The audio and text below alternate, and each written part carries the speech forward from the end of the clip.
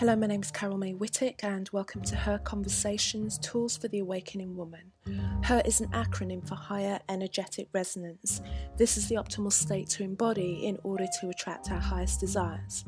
Who is the awakening woman? She's a woman who's seeking a greater possibility in her reality and looking for solutions.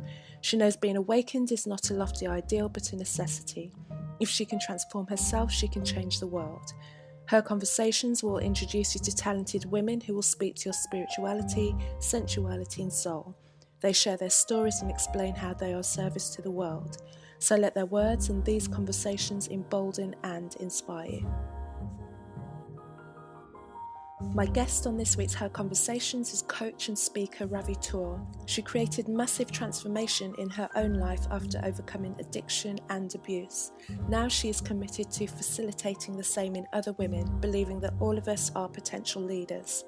Ravi is a focused, passionate woman, and during our conversation she shares why the election of Donald Trump changed her path, how she dealt with life after the acquittal of her abuser, and her vision for her own movement. But as always, I begin by asking my guests. Her is an acronym for Higher Energetic Resonance. When do you feel at your most her? Well, I often feel at my most her when I'm doing work of service or work that is highly aligned with what I'm most passionate about. And it's not always work. Sometimes it's just conversation. Sometimes it's just a feeling, and it's diverse in nature. So often when I'm working with my clients, I feel at my most her, especially going right before the session and then working with the clients.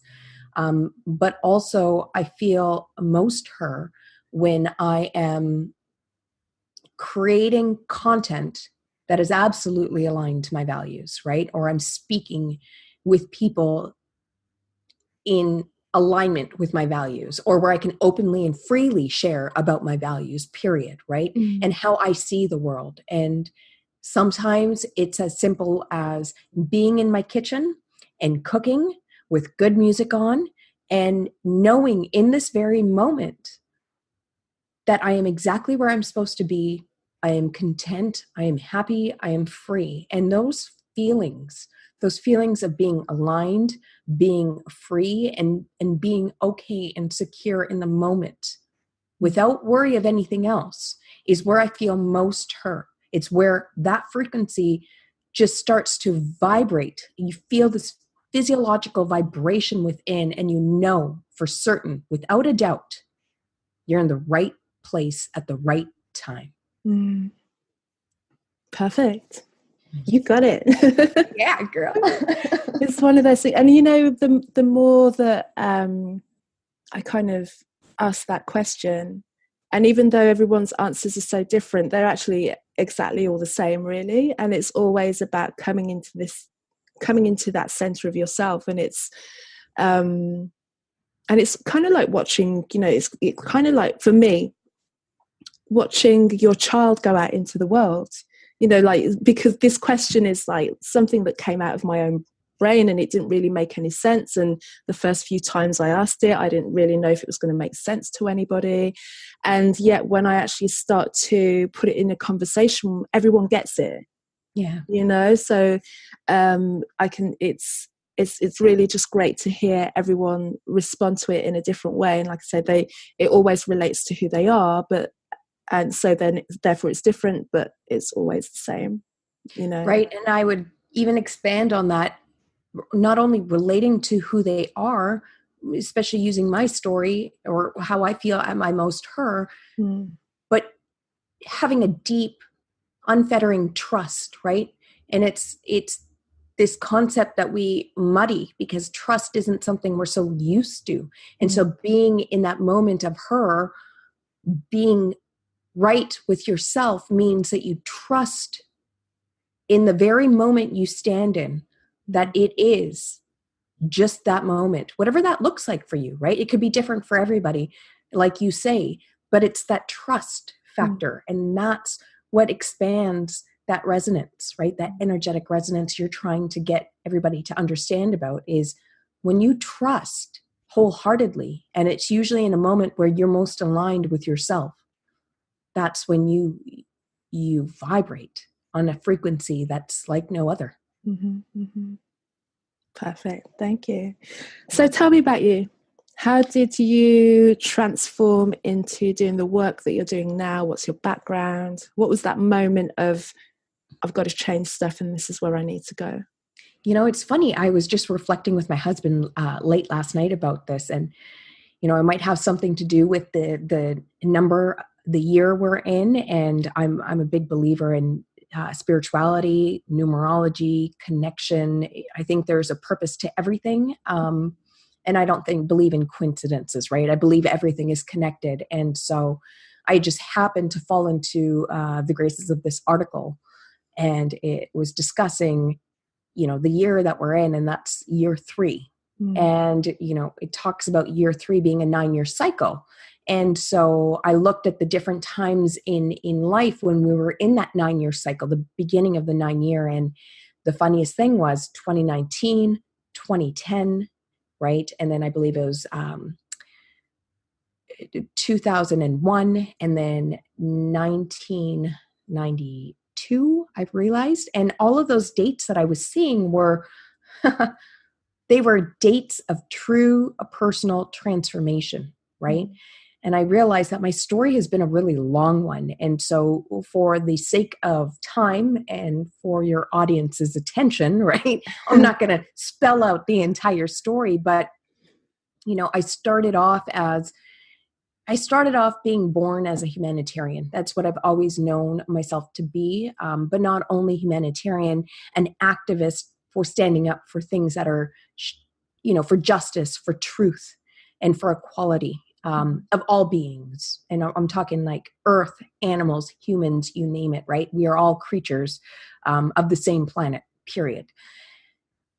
And so that was kind of the person I grew up as, on a conservative liberal homestead, right? So my family was very much into politics, yet they were very liberal in their views and how they proceeded, right? There was an aspect of conservatism in our family because I was born traditional Sikh, right? So to my parents who had immigrated from India into a Western country, but yet I'm supposed to follow some strict guidelines, right? I also was born, excuse me, I was also born to a family of military background. So, you know, there's a lot of discipline in the house. There was a lot of focus in the house. And yet I was this different individual who was full of passion and who was full of focus and who was full of harmony, or what I wanted to seek in terms of harmony. And as I progressed, I had this outlook of life that I was going to be that doctor or lawyer who's going to change the world, right? Because when you're born a Punjabi, I have 3 options. You're a doctor, you're a lawyer, or you're a failure, right? And failure was not an option for me. Did you get the option of accountant then? No? Well, that came later in years, and that was kind of like the next thing. But no, it wasn't available at the time. And so I was going to be the lawyer. Mm-hmm. I was going to always be the lawyer, and I was going to, you know, stand up for things, make a lot of money, and that's what I was going to do. And I was going to make changes. And life took a massive, massive turn. I, at the age of 8, was sexually abused by a close family member, and that changed everything for me. Mm-hmm. And I think a lot of it had changed without me even understanding what the changes were and how they were going to apply to my life. And oddly enough, that was 1992, right? Wow. Okay.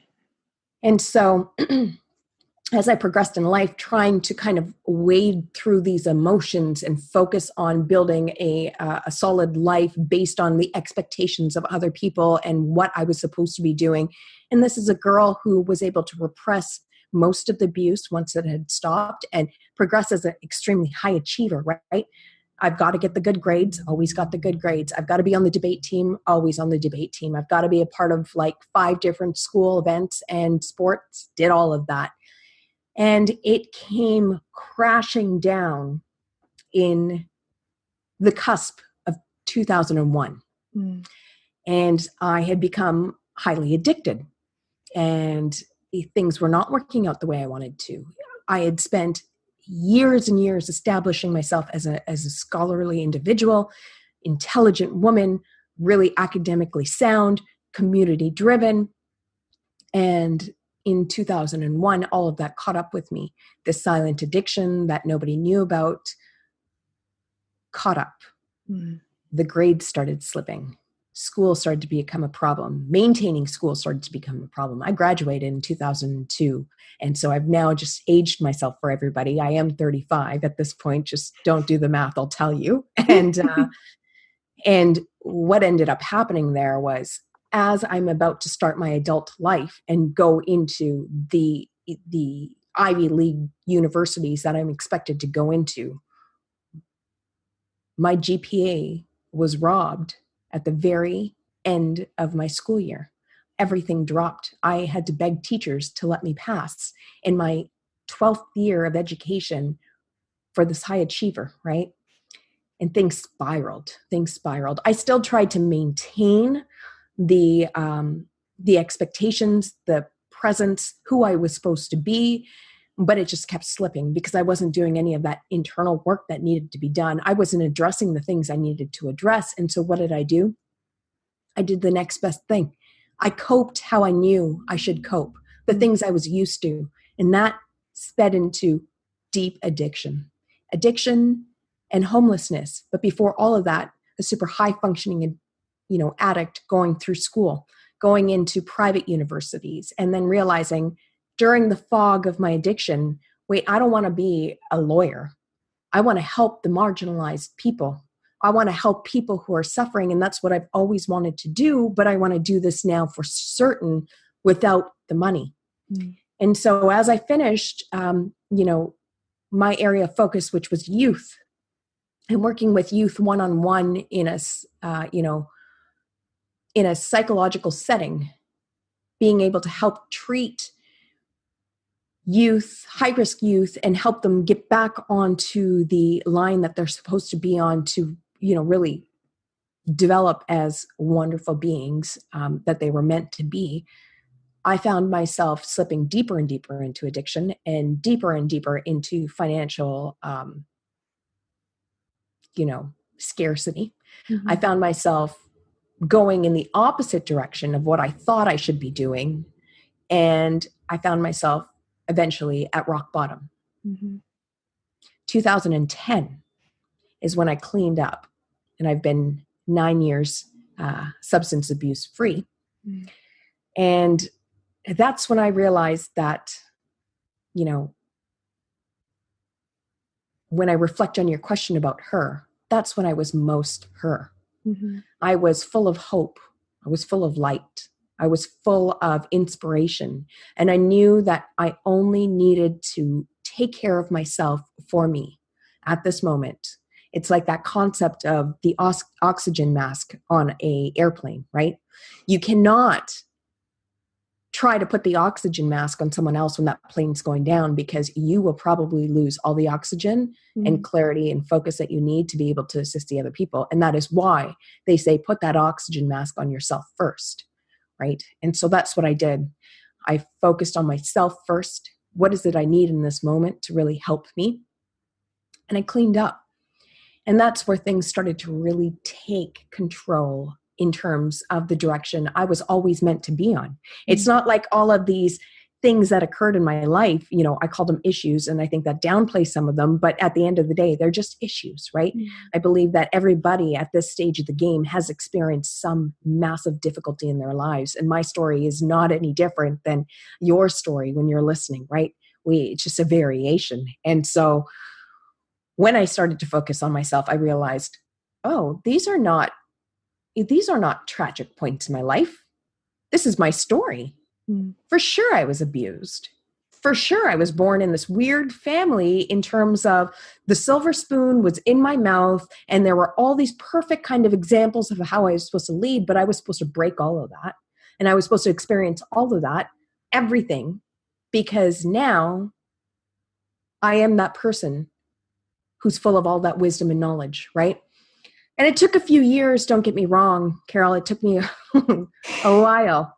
It's that back and forth, right? You're dealing with your ego and you struggle with society and the stigmas. And talk about stigmas when you're trying to, as a brown woman, as a Sikh woman, as someone who doesn't, your society, your culture doesn't allow for drug use. Women don't do drugs. You don't fail at life. Remember, you have two paths, and I didn't choose either of those. There's this real attack of the ego, right? There's a real attack of that conditioned response. It wants to save you, it wants to protect you, and it wants to tell you, don't go down that path again. We're going to do something different, but you're not doing anything different. It's the exact same thing that's happening. And so once I battled that out and worked on the mindset, and I worked on the concept of, I can look at this as something that's tragic, or I can look at this as something that's supposed to build me up. Once I chose the build up, things started to change big time. I was able to get myself back into society, reintegrate myself back in, when all of society was telling me that you're a waste of time, you're a waste of effort, and you have no place in the society. You're tragic, right? There's a street for you here in Vancouver where you can hang out, and that's pretty much it. And so when I realized that those were not the conditions I was accepting, and I wanted to create new conditions, life started to move really fast. And I started to do the work that I felt was more aligned with me, and that was speaking and connecting with people who had the same type of vision for society, and that is remove the stigmas, have people understand traumas, have people understand people, generally speaking, have people empathize, seek happiness, release judgment, release the conditioning. And as I progressed, I found myself yet again in a particular spot that I think everybody finds himself in. Yeah, all this work is great, and it's all community work, and it's all volunteer work. Now I'm working for organizations who deal with women, and women who are experiencing or going through the after effects of trauma from rape, right? And I'm okay for a volunteer position, and I'm working in the community to mentor youth and women, and I'm okay in a volunteer position. The volunteer wasn't cutting it. I mean, I had bills I had to pay, and for certain I wasn't going to be homeless again while I was clean, right? That's the other mind fuck, if you will, that, okay, do you want to do this yet again, but this time you're clean and you've really healed yourself, but it's a financial thing, or do you want to do this the right way? And so for me, at the time, all I could think of was, you need to build your equity right now. And so after applying for these jobs, was told that I wasn't the ideal fit for the jobs. I actually had somebody tell me, you've got a lot of baggage. Well, right. That's why I make such a great mentor, right? I've got that experience. And I was fit as a volunteer, but I'm not fit as a paid employee. That's a little weird. And that really turned my outlook on communities I was engaged in. And I decided, it's time to get real with your life and go make some money. And I moved into corporate finance. It was all very serendipitous how I got into it. It was through a friend who was, helping out her husband who was looking for an assistant. And that's how I got the job. Spent time there for 5 years, actually. And I developed quite a robust range of opportunities, but also talents and skills. I picked up a lot, and I'm a good learner, right? I pick up best when I'm green at something and I can learn on my own. And as I did, there you have it. I realize I'm playing in a field that's completely against my values, right? I'm working for rich men, right? Rich Caucasian men who own a large chunk of the wealth percentage. And I'm doing everything ass backwards to my own values. I'm hearing jokes. I'm seeing things being done that don't fit with my values, that don't better society, that doesn't allow me to go home and be okay with myself. And what I found was, in a 5-year period, her got darker and darker and darker, no matter how much I tried to meditate more, no matter how much I tried to connect with people outside of that organization who could build up the energetic resonance that I had. I would just get, that light would dim and dim. And then the American election came, right? And when I realized that Donald Trump was running, and I realized it was between Donald Trump or Hillary Clinton, I thought, God damn, America's screwed. Like, it's you're damned if you do and you're damned if you don't. Well, that's cool. I mean, I have no real connection to America, so what do I care? And then when he was elected, I went to sleep, actually, right before the results had started to pour in. And I went to sleep and I was like, there's no way he's going to be elected. So I'm just going to go to sleep and this will be fine tomorrow morning and we'll deal with the aftermath. Like most of the world. Right. Yeah. I Carol, like I just continue to think about that. Everybody had bet against him. They knew it wasn't going to happen. Well, the same thing happened in the UK with Brexit. It was like, well, we'll just go to bed and just sort of get on with our lives tomorrow. Yeah. There for Brexit in terms of, I was dealing with European people who were leaving. They were fleeing. It was over. And they wanted any assets that were in Europe to be transferred over, right? They were afraid of what that would mean for their retirement savings, for their pensions, for their equitable assets.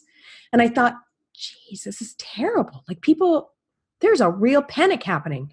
And I know this because as I sit there every 2 weeks, I look at my paycheck and I think, okay, so what's going to be left over for me at the end of the day, right? It's a global issue. And it's not just Brexit, and it's not just America, and it's not just Canada. It's a global issue. Experiences are being monetized. Corporate greed is becoming more and more prevalent. Division is robust in its prevalence, and things are really backwards. We value the wrong things. And it's been a progression. And all of these things, and it's going to sound harsh, but Brexit and Trump, where we are today, your financial outlook, your current state of affairs, it's all a symptom of what we've accepted throughout life, over time, over a period. Oh, for sure. Yeah. Right. And so when that happened, when I woke up the next morning and I didn't turn on the news because I didn't have time, I just had to get ready and go to my job. And I would get on that SkyTrain every day thinking, what more could I do? How can I get back to what I'm good at? That day I got onto that SkyTrain and I sat at the back and there was the newspaper on the floor. And I remember I was listening to a song that was very, it will never be erased from my memory. It's called Pepini, right? And it means the people. And it was, I'm listening to it and the rhythm and everything is just pouring into my heart. And as I pick up that newspaper, I see the headline, Donald Trump's the American president. And I couldn't even hold it back. There on the train, I just started to openly cry. And I didn't care about who saw. And I didn't care about who judged. I just realized that the world had just decided that this was right when it was so wrong. And they didn't have very many options, but this is what we decide is okay. And that took me by surprise. And that became the catalyst to everything I do today. And that became the movement that I am so adamant about making viral. This ideology that it is within our own power to create change. And that change is in effect in this very moment that we speak. Things are changing. Your eyes are blinking. Your heart is moving. Your temperature continues to change. These are all biological, physiological things. But when you think of nature and state, there are things changing every second, and that our realities are based on perception, and that we as ordinary people have assumed this role that we don't exist or we don't matter, or that there's something that's lacking within us, and that there's a certain population that is only okay with making big decisions that affect our daily lives. And was I going to be okay with that? Was I going to be okay with thinking 40 years down the road that we're in the same or worse off conditions than we are here today, and that we all created this? The ordinary person created this. It's just a symptom because we didn't know what else to do, because society's told us there's nothing you can do. Cut up your slice of pie and eat it because that's the best it's going to get for you. And that just shook me to the core. And so what ended up happening was my empowerment grew, my voice grew. And at that point, I needed more. I needed change. And the first place that needed to where that needed to start was in my job, in my real life. And part of that was, I can't continue to do the work I'm doing and titled executive assistant, but a chief operating officer in the shadows, right? My role was to maintain the business always. Yet my title was the executive assistant because it was cheaper, right? And that's more advantageous for the business owner. And when I realized that, I had that hearty conversation. Actually, as a woman, I got to stand up for myself, because no man would ever say that's okay. They would advocate for themselves. So it's time you advocated. I did my research. I knew what I should be paid as an actual executive assistant, and I knew what I should be paid as a COO, and both of those numbers were not what I was being paid. And so that conversation needed to happen. I didn't have benefits 5 years into a job, and I needed those. I needed to get me some teeth cleaning. I needed to get some teeth checked out. I needed to go see a doctor. Things needed to happen. Mm-hmm. That needed to be on the table. I needed a bonus. That needed to be on the table, because why the fuck not? Right? And when I presented this researched, idea and facilitated a conversation that could potentially get me these things, I was met with complete rejection. And when I realized that that was my opportunity, or that was the only opportunity on the table, take it the way it is, and the or wasn't really defined, I defined it for myself. Or I'm not going to be here next year. And that started a 6-month plan of transitioning out of corporate finance and into what is now my coaching practice, where I coach ordinary people into leadership. You want to be a change maker. You have a cause you want to focus on. You have a deep yearning to create massive change. We start with you, because there's no change that can be made if you internally aren't creating massive changes for yourself.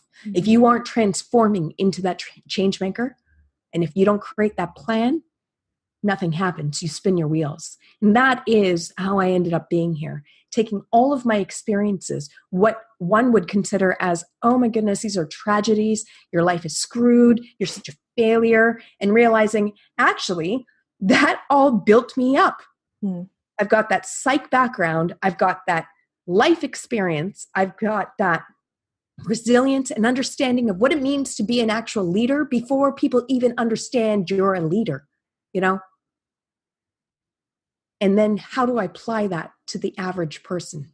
Because I'm not into the status quo, and I'm not into the Trumps being elected, and I'm not into Brexit, and I'm not into living a marginalized life when life is abundant and full of freedom and choice. And that's where I am today. Well.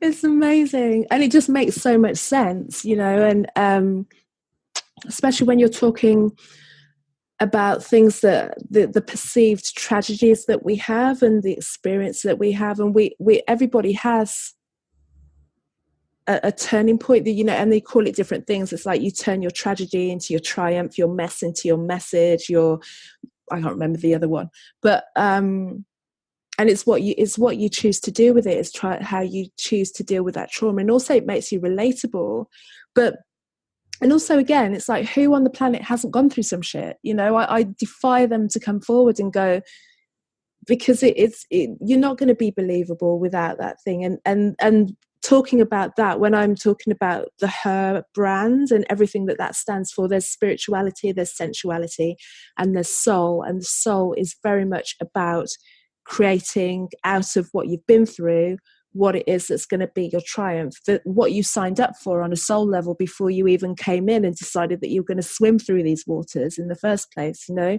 the things that you needed to go through, and how you were going to, you know, you hit your rock bottom, and everyone's rock bottom is, it's relative to them. You know, you can play trump cards, for want of a better word, with your trauma, but you know, it means that you're best able to serve different people, because they'll be like, well, I went through this, and it's like, I get you, I know what that feels like on a day-to-day basis. Because sometimes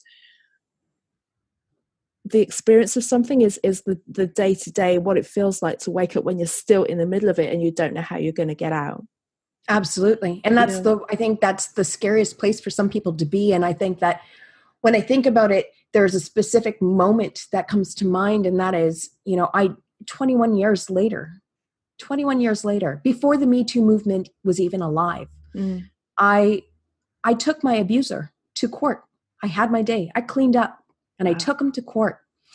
And it's so unthinkable, Carol, for you don't talk about these things as an East Indian, as a Punjabi, right? In our culture, these are not things you talk about. And it worries me sometimes when I think about, okay, talking about this again. But that's part of it. Is that realizing we all have stories and they need to be shared, because that's how we learn. We are beings who thrive off of information. I mean, that's why the internet is so paramount in our lives, because now we're connected with different stories, right? A vast amount of information. And so when I took him to court 21 years later, you know, I think I was maybe 2 or 3 years clean, super fresh, right? And doing something so out of the ordinary when it comes to my community, when it comes to the way you deal with these matters generally. I mean, any abuse survivor will tell you, you just don't. You just move on. It's something you're just supposed to do. And so when I did it, you know, there's a massive rah, do it, girl, do it, right? From the communities that did perceive this to be a really healthy choice. Yet when I started to move forward in this whole process, and it's a day-to-day, and it wasn't one quick event, it took a long time. And it was really painful. And it was like I was volunteering to be smeared across every single platform, moment, experience possible, because I wanted accountability. I wanted an apology. That's all I wanted. I realized that the system is not set up to support us. You know, there is nobody tells you how to coordinate a case that's 21 years old. Nobody tells you that the Crown prosecutor has 40 other cases that she's trying to deal with, and you barely have evidence. There is no rape kit from 5 days ago. There is no, nobody can really corroborate what's going on because it's so old. People have had lives since then. You know, things are vague, things are misunderstood, whatever that might be. And all you can think of is, I'm living that abuse right now. I'm in that moment right now. I can experience all of that right now, and I'm being re-traumatized as we speak. And as I push through, and I think a lot of it has to do with the fact that I am a highly resilient person. Again, I was born this way, right? I was that Lisa Simpson who walked up and down my parents' driveway protesting everything you can imagine, everything, because that's who by nature I am. I realized it's not about me. It's never been about me. This is about every other woman and man who comes up and says, it did happen to me, and they need support. And that's why I continued to document the process and understand and process the pain in the moment that really led me to understand people need help. People are traumatized and need help on a significant level. And I couldn't agree more with you in that moment about the fact that you're experiencing it in the thick of it. And not always do you have the perfect roadmap or the directions to get out. You have to intuitively understand what your mind, your soul, and your higher mind are all trying to say to you at the same time, and what you can decipher as the true message and how you act on that. What was the outcome of your prosecution? Yeah, so the outcome was interesting. The outcome was, the end result was he was acquitted. There's something very strong about that. He wasn't not guilty. He was acquitted. Right. And so this is what and we'll talk more about this in terms of choice, but things always show up in threes, right? And in this instance, you're either not guilty, or you're acquitted. And an acquittal means that there's just not enough evidence to prove yay or nay. And I remember very clearly the day of the verdict. It was on a publication ban. There wasn't much I was allowed to share about it. There weren't a lot of people that were allowed in. And as the judge spoke, the first thing he said was, "You're such a strong woman." The second thing he said was, "You're probably going to get mad at me." And that was about 5 minutes into the verdict. And immediately I knew I'm not going to win. And as I listened to him, I heard him say, something happened. It wasn't doctor's play. Something happened. But given the constraints of the system,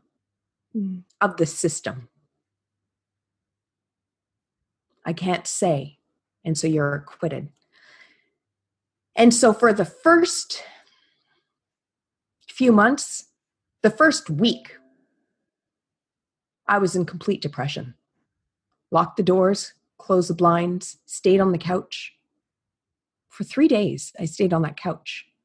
Phone was I don't know where, because I didn't want to talk to anybody.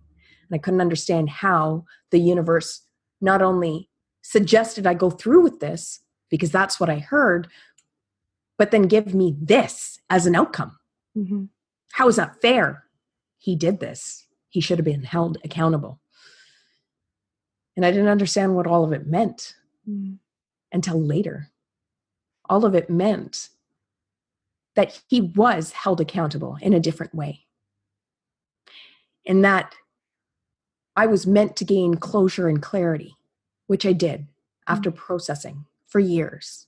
I worked diligently after that with a therapist to really work on the things that were limiting me, the pieces that were still hurting me.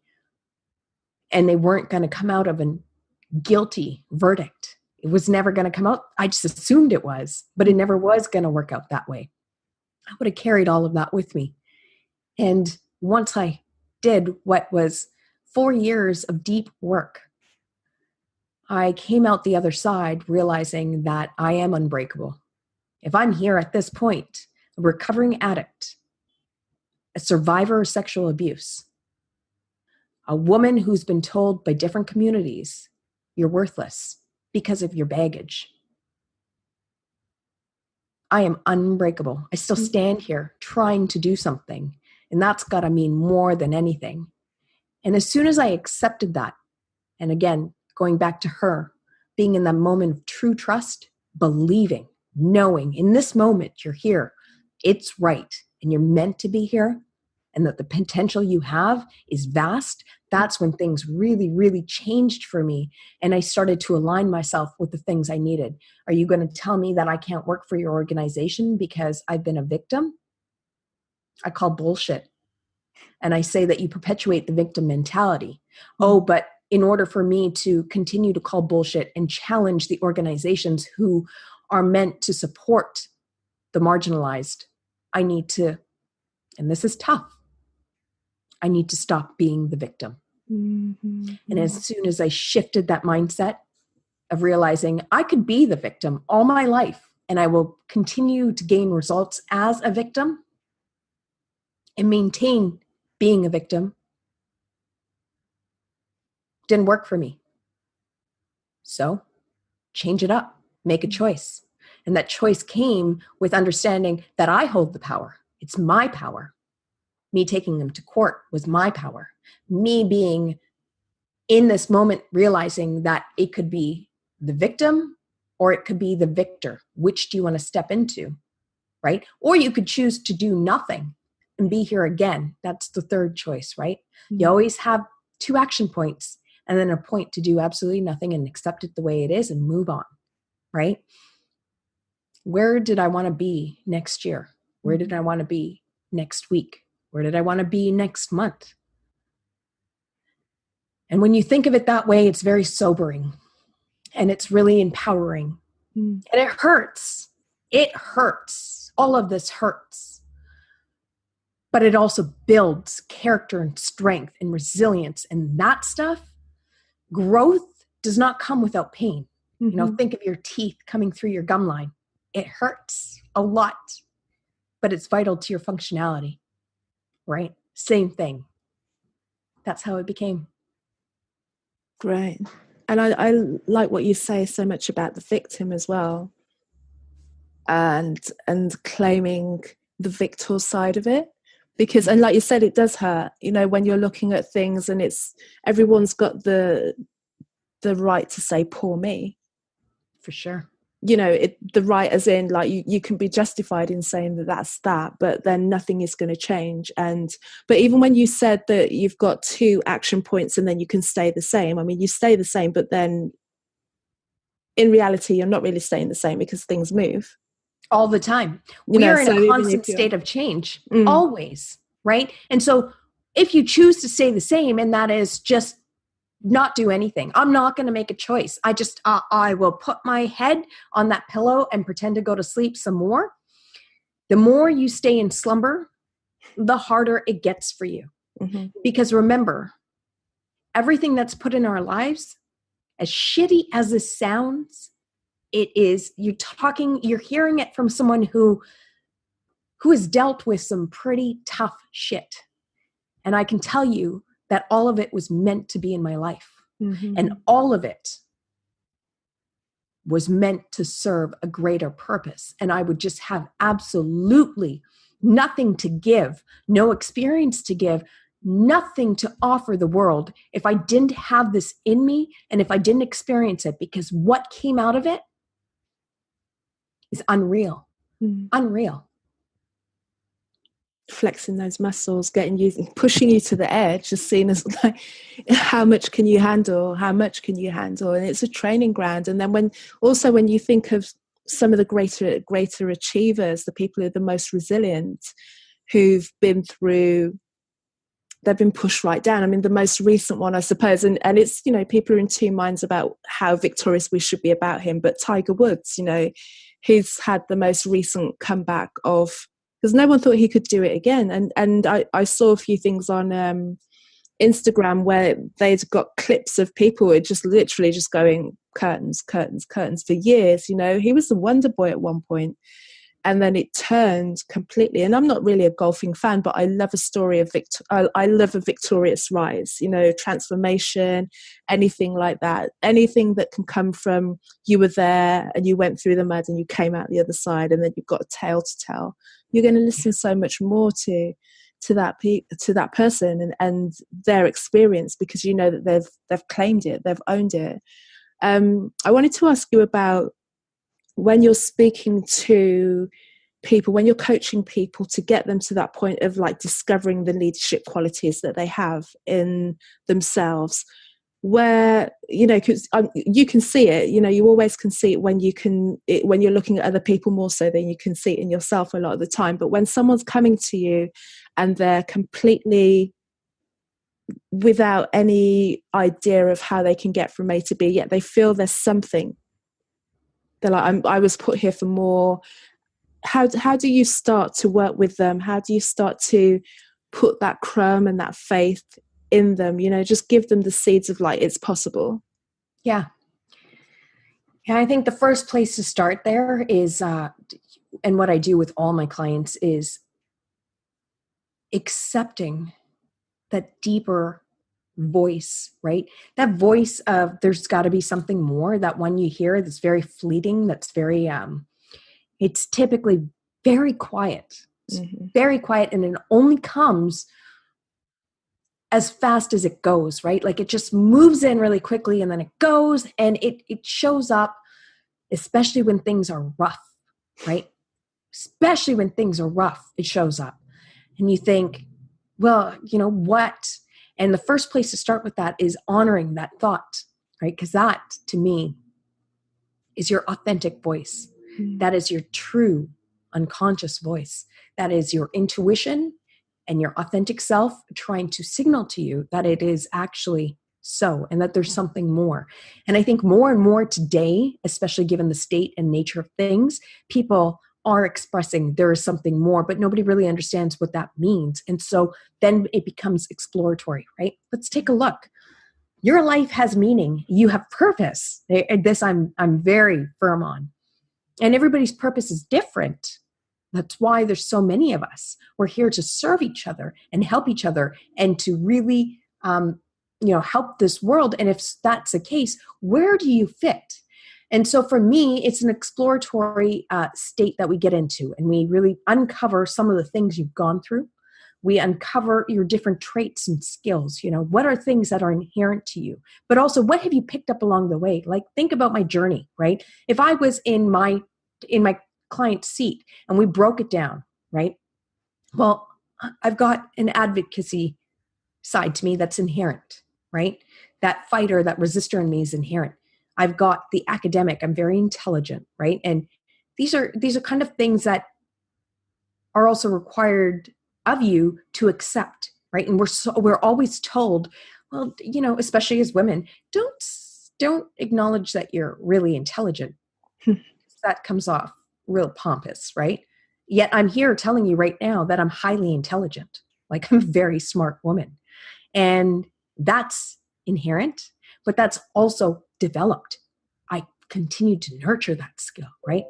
I picked up on project management. I picked up on business development, right? And so now I've got a background in being able to offer business development, right? Coaching on the business side. Okay. I've also got a psychology background. I'm a philosopher at heart. These kind of concepts are something I've just loved. I'm that kid who read encyclopedias just for shits and giggles, right? Like, I enjoyed that.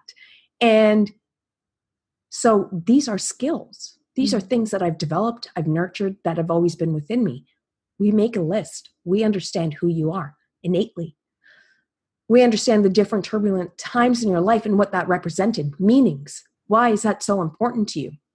And we narrow down on the actual message by combining everything about you, then to decrypt that specific message that's only unique for you.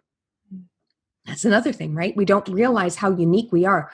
We are all very unique. And once we start to establish that and understand that, and you give yourself the opportunity to see that, things change. Things change fast, man. They change so fast. You start to see things differently. You change, in essence, your perception. And when you change your perception, you change your reality. That's what I do. And then from there, I put them through assessments. We find out exactly what archetype you are. There are 6 archetypes, right? We've got the fighter, the resistor. We've got the truth seeker, right? That's the researcher, the person who exposes your WikiLeaks, you name it, right? We've got the storyteller. You and I, we're storytellers, right? Your podcasts, your shows, your Oprah Winfrey's. We've got the connectors, the people who are the walking Rolodexes, who are meant to connect people for like causes, right? So we've got the fighter, the truth seeker, the storyteller, the connector, the healer. The healer is somebody like me who places their hands, metaphorically speaking, and helps you grow personally, develop to become that rock star, that badass, that enigma that's supposed to create massive change, right? And so you've got those 5 archetypes. And what is the last archetype? It's so bad. We've got the fighter, the healer, the truth seeker, the storyteller, the connector, and the innovator. I always forget about the innovator, but they're so important. The innovators are the ones who take actual ideas, seek solutions. And I specifically work with people, innovators who seek socially conscious solutions, right? And those people have ideas they can now translate tangibly into real life things to create those solutions that work for everybody. And they're usually within community and then go globally. We find out who you are. Which one is your strongest archetype? What are the other percentages of the rest of them? What else do you wear? And now, after some development, some kind of what I call discovery, we find out from your entire portfolio as a human being, your unique portfolio, how do we apply that to something tangible? What do we do? And by the time we find out your archetype, we've already generated a list of ideas. And now you're just about creating a plan and taking action and continuously working on that mindset, that development of that strong mindset where potential is possible, right? Possibilities are open, and that the end result is self-actualization in the sense that we do what is truly meant to be done by us and we feel most fulfilled. It's not about getting the next paycheck. It's not about monetization. It's not about corporatization. It's not about capitalization. It's not about any of that. It's about self-actualization. And once we hit there, and that's why those people that we see that are highly successful, especially those high achievers who are highly successful, it's because they've really self-actualized, right? Like when we look at Oprah Winfrey, she is embodying self-actualization. She is exactly doing what she was meant to be doing, right? And that's when you find true freedom. And you move into a whole nother realm that is called self-transcendence. And it's such a great aim as well. You know, it's when I think about what you're saying and how I'm trying to create that within my own existence, you know what I mean? So that none of it is in vain, because you never know when your last day is going to be, you know. And we see it so much in referring again to popular culture, like Nipsey Hussle, just like in the last couple of weeks, really. And he was about so much, and he was someone that I didn't necessarily know so much about his behind the scenes or follow his music, but I knew his name because when he released his mixtapes back in the day, and it was just when independent musicians were really looking at the way that the internet could help them. Yeah. And he had a really different model, because up until that point, it was like either you get signed or you give away a track for free and you get people on your mailing list and you start this, you know, early days of funnels and all that kind of stuff.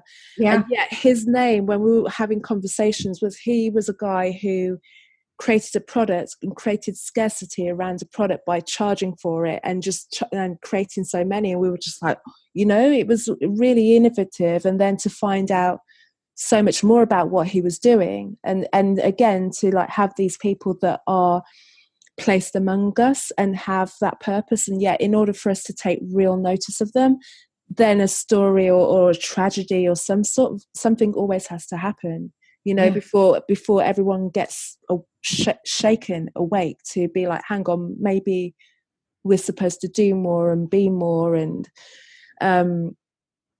I'm hoping there's a day, I mean, this is me with my eyes closed and really dreaming and feeling into it, where everyone is just doing that. No, and feeling that it's possible, and the streets will get cleaned, and you know, all the jobs that need to be done that maybe we think that people won't do if there's no monetary attachment to them will still happen, you know, because everyone will be living their purpose, and then you'll be happy to like take the trash out and clean the, you know, that kind of thing. You know, you people call me crazy, but my true dream and hope, and what I believe we can actually achieve, and if we were to break it down, this is the actual thing I'm working towards, right, is true altruism. And that is that we all do for the goodness of man, right? Of community. We do for each other. That's what we do. And we do it out of pure love and not because there's a monetization attached. I think because the pendulum has swung so far at this point, we are so focused on consumerism, monetization, right? And capitalism at its finest, right? Corporate greed, environmental destruction. These are all symptoms of what we've where the pendulum has swung and what we've accepted blindly. You said being awake, and it is really about being awake, and it sounds like some spiritual shit, but the reality is everything I do is based in science, right? Everything I do is based in science. I take things like neuroscience. I take psychology. I take quantum physics. I take an understanding of laws and mechanics of how things are structured. I look at animals. I look at plants. I look at humans, and I realize that we are all the same, and we're all operating in the same way when it comes to birth, growth, and the end, right? Like it's all the same. And so the only thing that's different is that we are highly intelligent beings and we've evolved, but I don't think we've evolved in a way or a direction that we'd like, right? Technology has evolved, yet we don't really know how to use it. Nipsey knew how to use it, right? And so that's my thing is I know how to use the internet now. You know how to use the internet now. No more do we have to wait for this, the Friday night show to release with the big name who's going to tell us that big story. And that's our only kind of globe of hope, right? When in reality, you can open up a YouTube channel today and you can find dozens of inspirational messages that could create change for you right now. You don't even need to work with me. You could go and create personal development for yourself if you spent every single day, accountable to yourself, creating change in your life, developing yourself and your mindset. You could do it for free. And that's where I hope to be, is one day to do things for free. And in order to do that, we really need to shift this kind of gluttonous behavior we've become of relying on monetization, because that's what let's get real. I just got to call it what it is. There is a certain population that has controlled our reality for a very long time. Call it the 1%, call it whatever you want, call it the status quo. It doesn't matter. You have a term for it. You know what it is. And so the reality is they've played all of us ordinary people against each other. Against ourselves, against our realities. And as crazy as it sounds, it's really not, because sit back and look at your reality and tell me what's not right about it. And should you be struggling for that jug of milk? And should you really, really be struggling to decide if you should be happy or if you need to be rich? Should you really be concerned with, should I be nice to this person or should I hate them because they're a fucking different color, right? And so all of these things are becoming very obvious. And that's why there's such a rude awakening. As tragic as it is today of what we live in as society, the reality is it's like I continue to say, it's a symptom, but it's also that moment where we decide for ourselves, do I stay asleep or do I wake up and do I create change? And if I need to create change, where does it start? It starts with me, and how do I do that? And the more of us that do this, I believe the closer we'll get to altruism, where we do for the good of society, of humanity, and for everything, right? And lots have told me, very scholarly gentlemen have told me, that is such an insane idea. And there's such socialism wrapped up with that. And there's just, it's never achievable. And humans are terrible. And I'll tell you, if you come knocking on my door, there's enough studies to prove that humans actually start off as absolutely clean slates with good intention. There's just pure innocence there. And what's happened is just a repetitive amount of conditioning over time.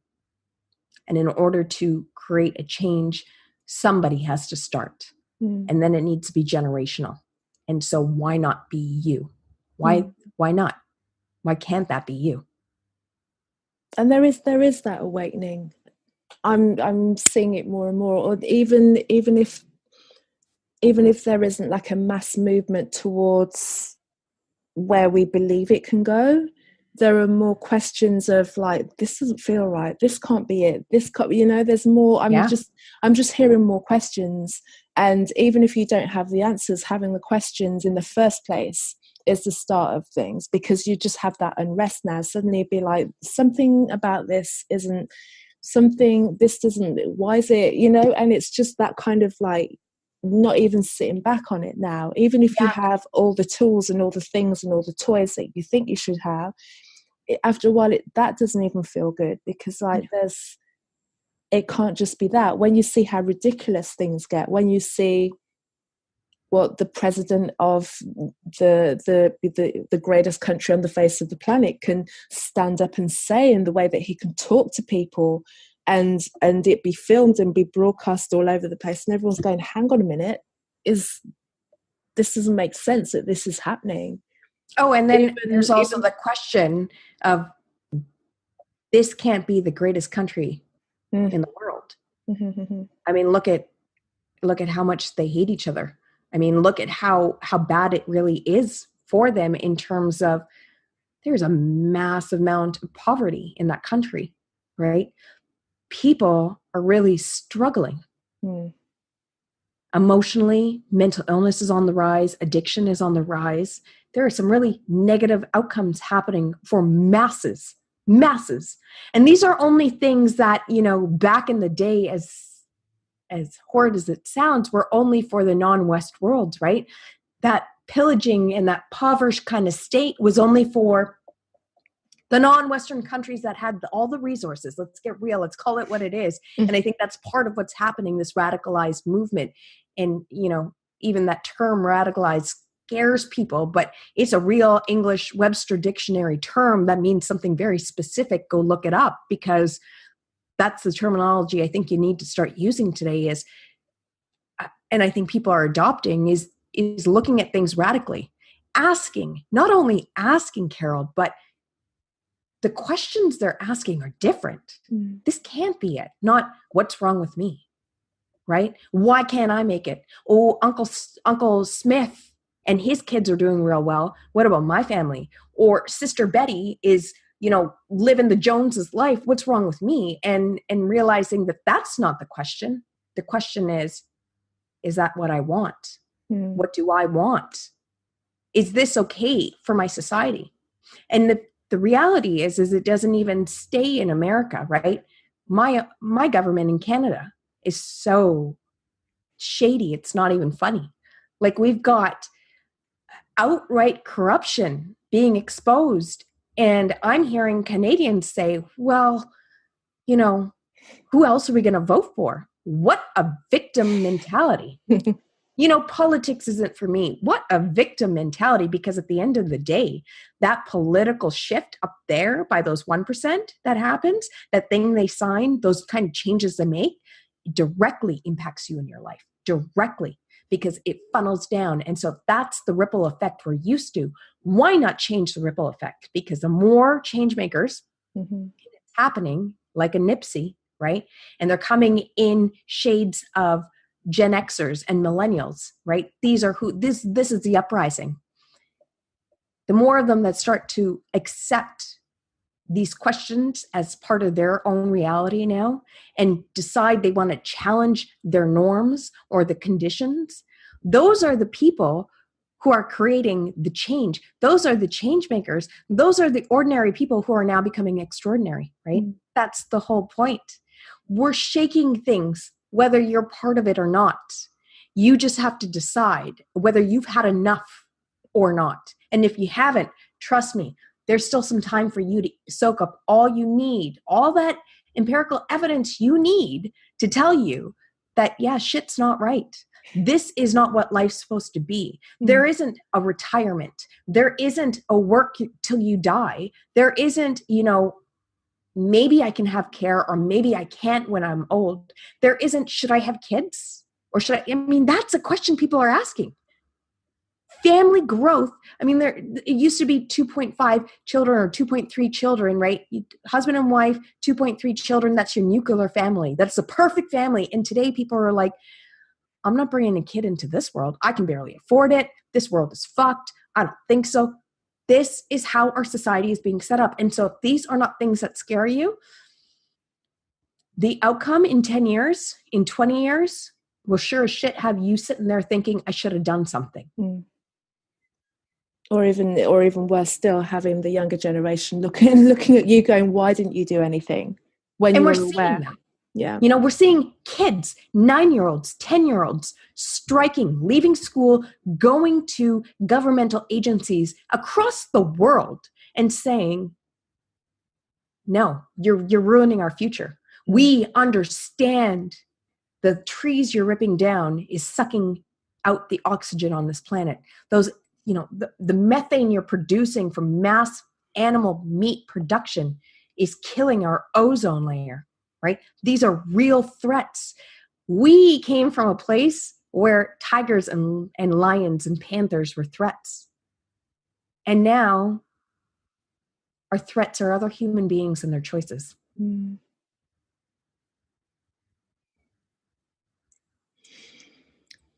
It's going to be interesting what the tipping point is going to be. You know, because you can send it down. I don't know where your mind goes with this, but you can then are we really going to get to the point where it's going to be to the point where it's complete destruction, or it's going to be allowed to be that, or are we going to have an intervention of, I don't know where you go with this, of extraterrestrial proportions? You know, and I'm not naive to think that there isn't something called or exists that's extraterrestrial. I think that exists, and to think that we are the only species in the universe is pretty ignorant, to be honest with you. I don't think that there's even really a future tipping point. I think we're there. You know, I think looking at not only what I'm seeing grassroots, and that's the thing, right, is there's a number of grassroots things happening. There are people that you would never even expect that are deciding to run for political office to create change in a different way. They're bringing words like the universe into the vocabulary, right? And that's scary shit for such a conservative, structurized, politics is an organization, right? And so I'm seeing things being changed at the grassroots level. And I so believe we're on already the tipping point. We're already there. And at this point in this era where happiness is exactly what people are trying to achieve, pure, unfettering happiness, where they're comfortable in their own skin, they're okay in their lives.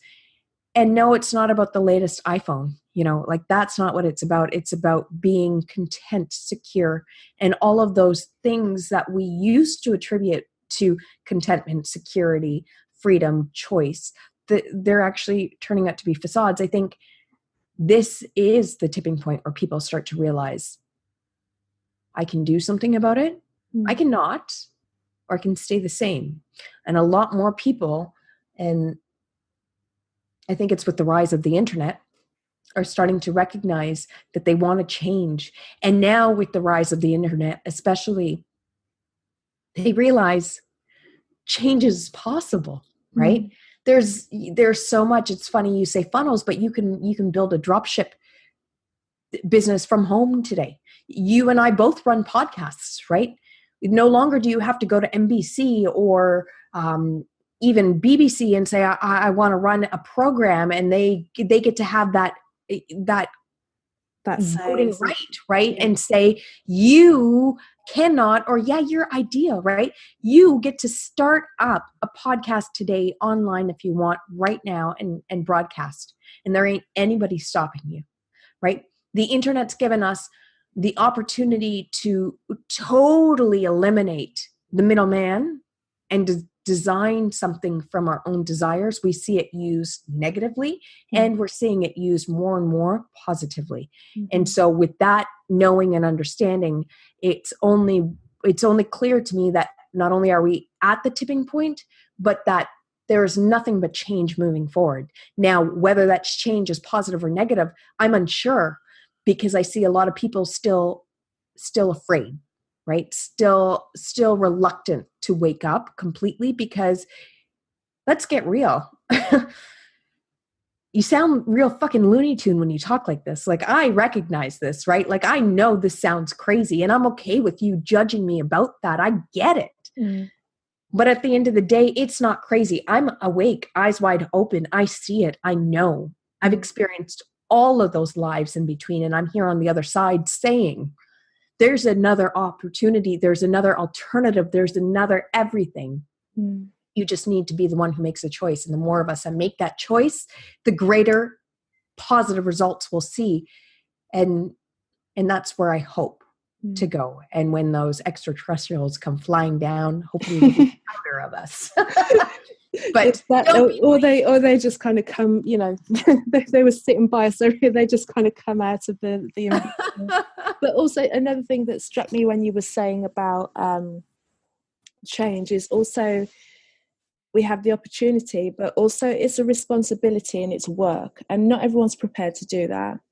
Yeah, you know, because it's a lot of, you know, when you decide that you are woke, or when you become woke to the situation, first you have to go through a period of, whichever way it hits you, the fact that you got duped for the best part of your life, you know, and how are you going to deal with that? And it's like, okay, so that was a lie, and that was a lie too. That's a lie. What, you're poisoning my food? It's like, you know, when the layers start coming off, and it's like, what are you going to do with that? Then after a while, it kind of becomes comical. It's like, yeah, okay, see what else, you know. But those beginning parts of, yeah, you sound crazy, because, you know, it's just, that's the way it's set up. It's set up so that if you get anywhere near the truth and start to broadcast it, you're going to sound crazy, and people are going to absolutely. And think about it. I mean, the thought that just came to my mind right now is, you want to talk about crazy? You want to talk about being duped? Why don't you look at Nestle? I mean, why don't you look at Nestle and how many lakes and water bodies they're buying up? They're buying up. Our water bodies are monetized so that these guys can bottle that shit up for you for $2 to $3 a bottle. Mm-hmm. And so what do you think's going to happen when those lakes can't produce anymore? When it's over, where are you going to go getting your water from? It sounds crazy. Again, it sounds very radical, but it's not. It's happening while you keep your eyes closed. It's happening. Those stories you're reading, it's happening. You know, nobody thought Brexit would come, and then it came. Nobody thought Donald Trump would win, and then he did. Nobody thought that you'd be working at a job for 45 years and you wouldn't have a pension at the end of it. And we're seeing it day in and day out, and it's called corporate greed. And people throw up their hands in the air and say, oh, well, acquisitions and mergers, and we're sorry, it just didn't funnel down to the bottom. And you know, you're seeing older and older people being duped out of their retirement packages, being loyal to a corporation all their lives, and they have nothing to show for it. Nothing to show for it. And they don't have an opportunity to redo, you know? And I think that's where you hate them if you want, but the millennials have it right. You know, hate them if you want. And sure, sorry guys, but some of your shit is a little irritating, FYI. But at the end of the day, y'all have it right when you think about experience. I want to experience it. No, I don't want you as a corporation to sell me your ad to tell me what I should buy. I want to ask my friends and family, what do you guys want? You know, what do you guys suggest? Oh, don't even buy it? Cool beans. Let me just influence that all over the social media channels, right? Like, that's the thing. One of the biggest issues this farce has today is that, you know, you can't control what people decide to do with the tools of technologies you've given to them, right? You thought that you could control, but actually, and for some time, you know, social media has controlled us, obviously. We're little drones basically falling off the edge of the cliffs with staring at our phones, but more and more people are reverting back to that sense of community, right? More and more people are like, God damn, I don't want to do social media. It's terrible. It's really killing me. I want to do connection and community. And, you know, all of these seem like tangents, but they're not. Everything is very interconnected. Everything is connected. And the moment you realize that, the moment you even sniff it out, that moment when you realize it, there's no turning back. You can't shut it off. And actually the guilt that eats away at you because you know, oh my God, I did it. 5 years I did it, right? I tried really hard to just be the good girl, earn the corporate money, and just go to work day in and day out, overtime, suck my life away, and come back for the weekends. And that voice didn't get quieter. That voice only got louder. Wake you up in the middle of the night. Literally. It does, doesn't it? You know, like I know that feeling. You wake up in the middle of the night and you just think you're going to the bathroom and you're not. You're just having to deal with existential guilt. It's like, right? What are you doing? You know, and then it's showing up in all of your actions, right? You're pissy with somebody in your household. Now you can't explain your depressive mood for 10 days, right? Oh, but so I guess I better go on like things like Wellbutrin or something of that nature. It's some sort of depression medication to make myself feel better when it's a symptom of your reality. It's a symptom of your racing thought. That rumination isn't happening just because, you know, the day's events. That's happening because there's a prolonged period of time in your life where you've been awake enough to know something's up. Something's real up. Right? Yep.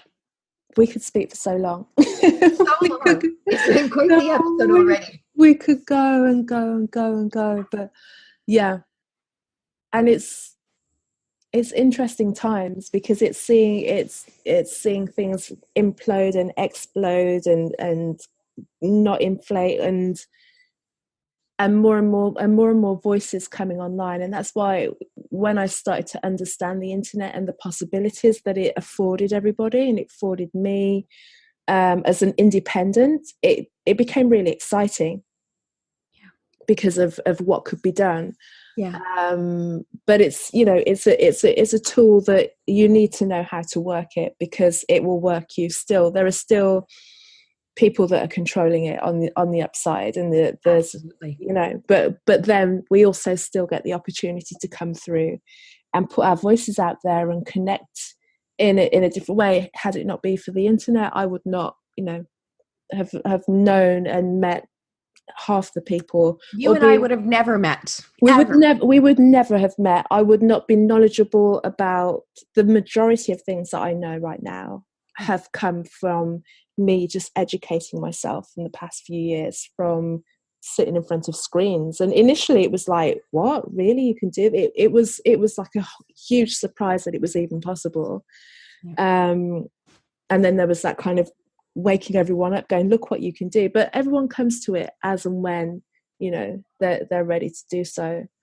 But anyway, I'm going to ask you the Her Conversations podcast questions. Yeah. And the first question I want to ask you is, what is the best piece of advice a woman has ever given to you? It seems so simple, but it's, you'll be fine. And I remember this from a true empowered woman. Her name was Gail, right? And she was she was actually my counselor, kind of like the woman who controlled.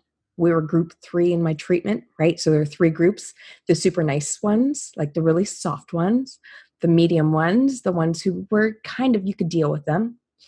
And then there were just the badass, hard ass ones who just, nobody wanted to deal with them. They were really mean chicks, and they were just not, like, they were really angry, right? And guess what? I was in group 3. I was a very angry woman.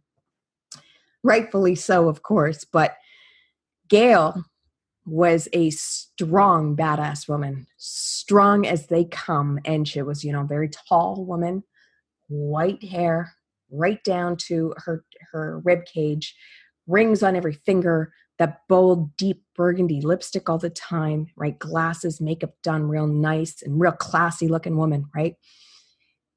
And she was just the hardest ass you would ever meet in your life, and didn't take shit for anything. And I remember her standing next to me one day, and I'm thinking, you know, how am I going to do this? How am I ever going to do this? How am I going to reintegrate back into society? How am I supposed to prove to anybody that I'm going to be able to do this, that I'm okay? It's okay. You can trust me. I'm capable, all this stuff, these things we kind of battle with.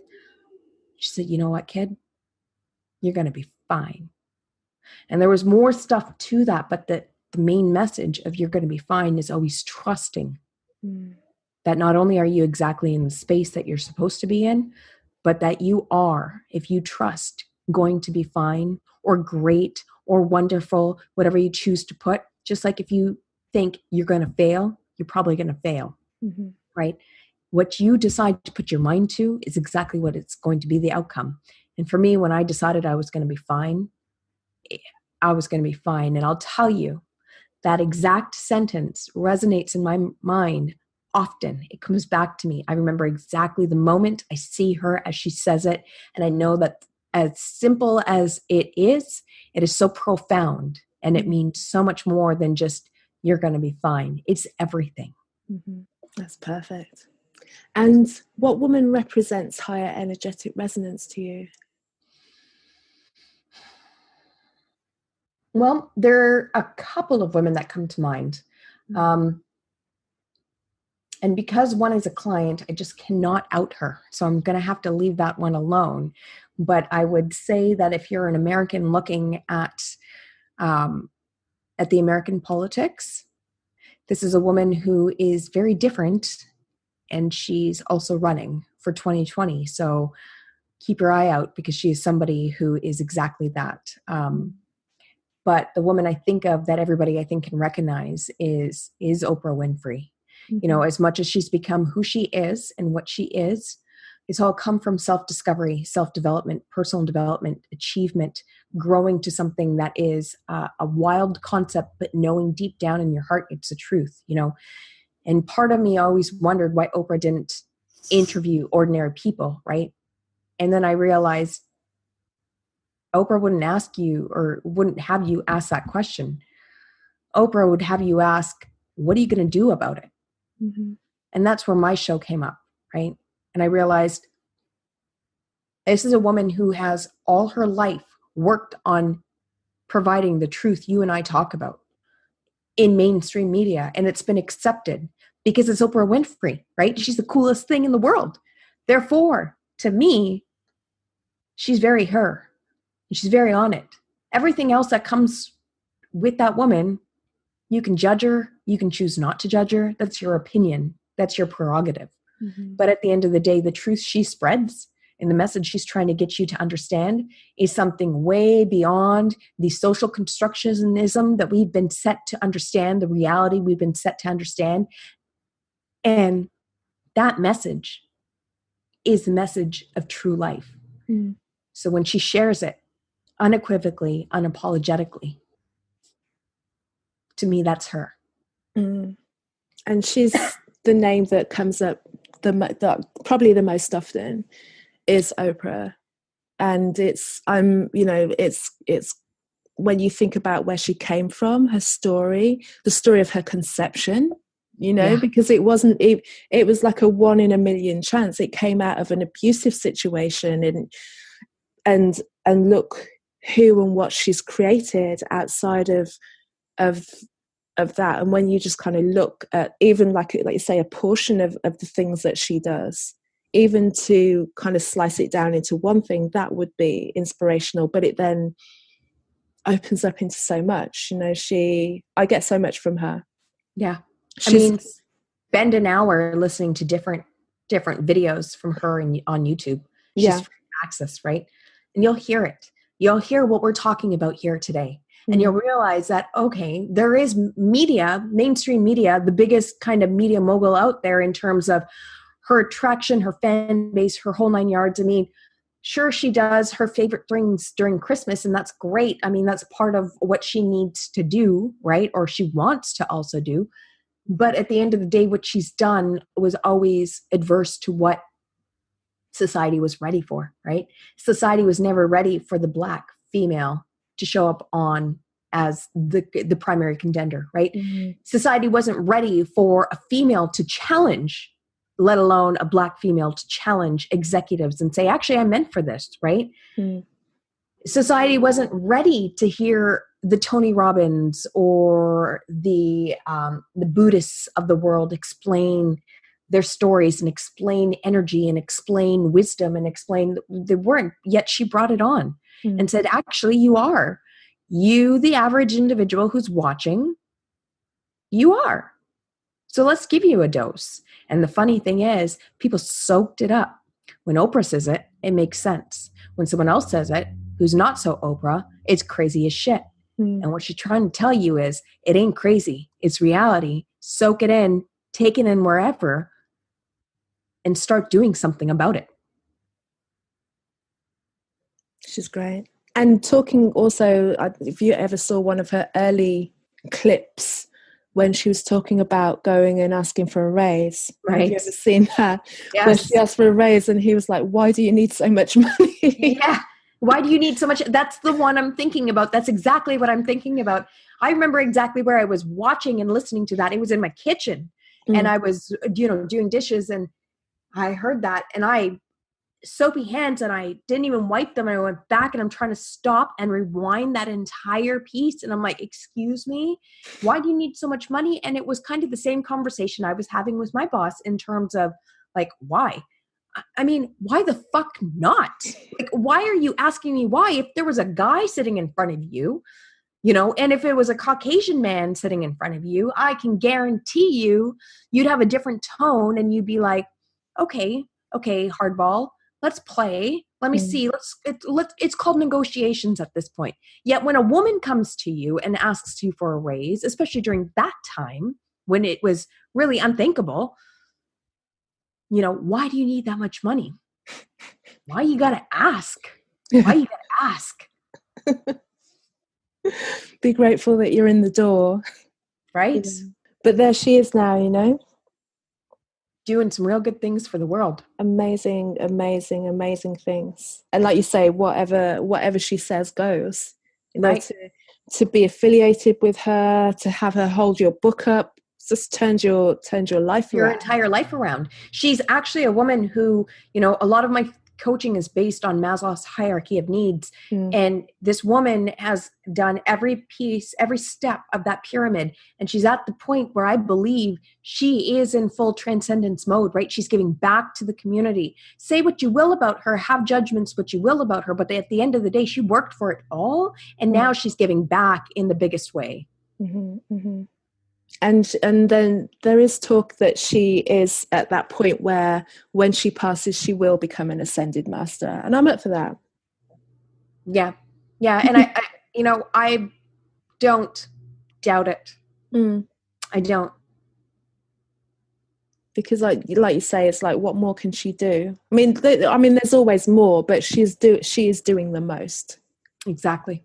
She's doing the most. And I'm grateful for her all the time. And I learn so much from her on so many different levels. And what is your favorite self-care ritual or practice? Yeah. So I have two actually. And I tried to really think about this one, but I've got two. So the first one is very much so music, right? One of the easiest ways to increase your energetic resonance is to induce yourself with music, high bass music, really energetic music. And sometimes it's different on different days, right? One day you can have me listening to 50s, 60s music and I'm loving it, right? And then one day it's, last week I needed to pick me up and it was Beauty and the Beast, old school cartoon music that I was singing along to, dancing to, little princess. And sometimes it's just like real heavy duty music that, Mos Def or Jay-Z, I'm into it and I'm listening to heavy duty music that's going to pump me up. And that stuff is the stuff that really not only changes your mindset really fast, it will uplift your state significantly and quickly, right? You'll have a biological response, right? There's a chemical response within, and you're able to really shift things, take different actions, make different decisions, and it changes everything. And so that is my favorite self-care, right? And whether that's playing in the background, but more so when I have an opportunity to dance with it. So when I'm cooking, probably something's burning and I'm dancing at the same time, like it's happening. So the music And the dance is really important for me. It changes things quickly and massively. But the other one, very much so, is my mornings and controlling it, right? And so it doesn't matter how long you stay in this state for, but if you can get yourself into a meditative, a peak meditative state, you're going to see some remarkable things happen. And so every morning I walk to my meditative space, and that's just my bedroom, FYI. It doesn't have to be any place special. You don't have to construct an area. It's my bed, my bedroom. That's where I'm meditating. And I'll walk in telling myself I control my time, right? Because a big thing that we have today is time's going fast, and it's just a subjective view, right? It's all emotion focused, when objectively there's the exact same amount of time each single day, 24 hours, and you're only finding it speeding up because you don't control it, or too many things are happening, or, fill in the blank for yourself. And so the first thing I tell myself is I control my time, so that I have time to go into that room and I meditate. Sometimes it's 2 minutes. Hey, sometimes all I can do is breathe and get into a space. But sometimes it's half an hour, and I'm in there, and I'm in there, and I'm in there. And it's building up a practice of that peak meditative state that shifts things drastically for me every single day. And the days that I don't engage in that are the days where shit hits the fan, like things are rough and I am not focused and I'm like crying. Universe, why? Throw me a bone. And the universe is probably reminding me like, you had that time this morning that you chose not to do. So I don't know, right? So those are the two times that I would say are my ideal. Those are the ideals right there. Music, time when I can dance and sing, and then being in peak meditative state. And it takes time to build up to that, right? It's not an overnight succession. And so part of it is believing and part of it is practicing regardless. And, I teach you how to do that. I teach you how to get into that state consistently every single time. Yeah. I'm here when the practice goes off, and sometimes the practice goes off when stuff's going on and you struggle to get back into the groove of it, but that's when you need it the most. When it's that kind of, you need to back into that. But yeah, I know what you mean. Why am I having such a bad day? You just rolled out of bed and you didn't actually do things that you always do. You rolled out of bed, but before you even got out of bed, you touched your phone and looked at the 50 notifications on your phone. Dangerous, right? Give me a break. Give me a break. The worst. And the best of us do it. FYI. Everybody. Not alone. Yeah. I'm the worst for that. Sometimes I'm like, it just doesn't need to be around and near me. It's every morning, I need to be. Get an alarm clock. Why did I touch the phone? Get an alarm clock. Usually I can wake up without it. It's when I'm kind of relying on it to get me up at a certain time, and then it's like I turn it off, and then suddenly there's a notification, and then you get down in the But when I'm good, I'm good. And then when it goes, I'm like, just off the tracks again. But it doesn't take long because I remember how good it feels to be on track. That's right. So what's coming up for you? What's next in your world? What are you offering?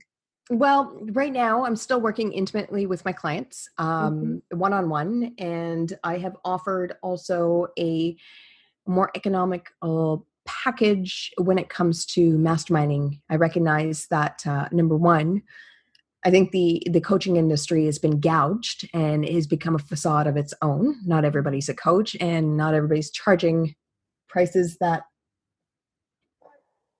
allows people to access and enter into the personal development realm of things. And so my initial response to that is, fuck that. Let me make that change right now. So instead of a $15,000 coaching package, you can probably find 4 of those to invest in, or more than 4.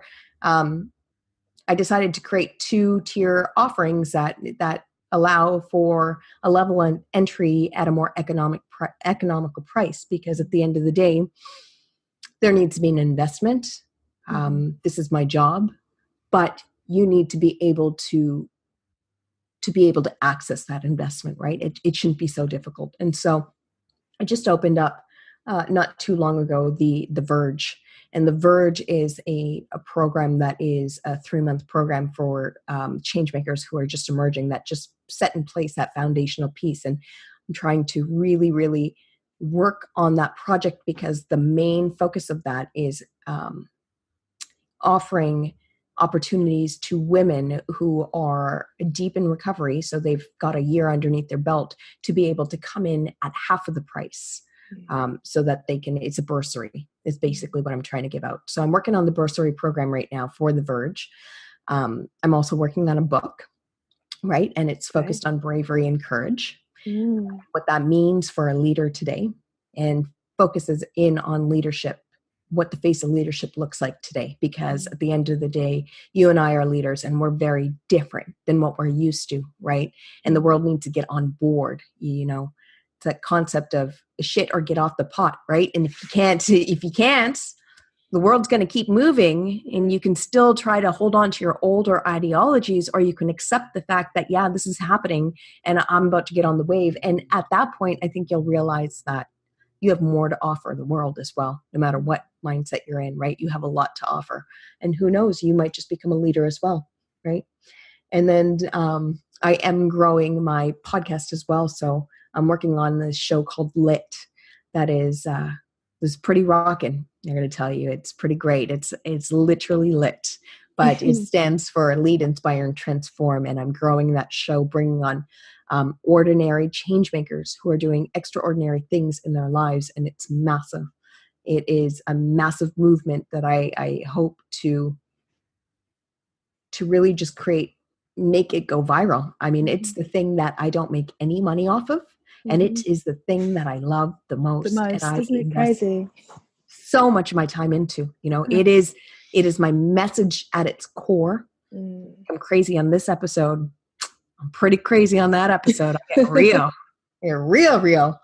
And I bring people on who are creating change in different areas of the world in different ways, some unique ways and some very typical ways. But the name of the game is change. Perfect. And where can we find you online? Give us all your addresses. All my addresses. Well, it's pretty easy. If you're on social, you're just going to Google me on Facebook or Instagram. I am Ravi T, Ravitee, right? But you can find me at ravitoor.co, www.ravitoor.co. And that's my website. And you'll find everything from my podcast to my latest news to my Facebook to my Instagram. It's all there.